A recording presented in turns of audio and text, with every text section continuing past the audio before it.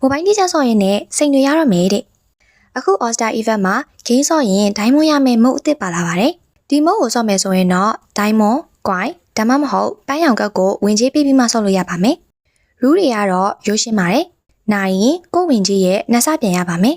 ရှုံးရင်တော့ဘတ်တယ် point 100ပဲပြန်ရပါမယ်ဥပမာကိုကဒိုင်းမွန်၅လုံးကိုဝင်ကြီးဖြစ်သုံးပြီးတော့အဲ့ဒီမုတ်မှာဆော့လိုက်မယ်ဆိုရင်နိုင်ရင်ဒိုင်းမွန်10လုံးရပါမယ်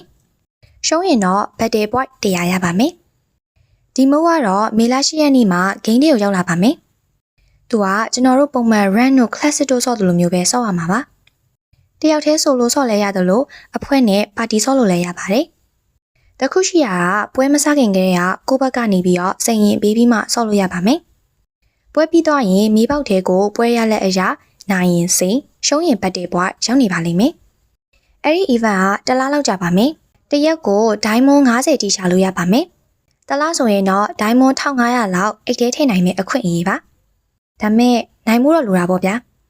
ဒိုင်းမွန်90ကို4000လောက်ပေးနေရတဲ့အချိန်မှာဒီမုတ်လေးဆော့ပြီးတော့ limit ပြည့်ရဲ့အထိဒါရဆုကြမယ်လीနော်ဆိုတော့ဒီနေ့ဗီဒီယိုလေးကိုဒီလောက်နဲ့ပဲဆုံးသက်ပါတော့မယ် channel လေးကို follow လုပ်ခဲ့ဖို့မမေ့နဲ့နော်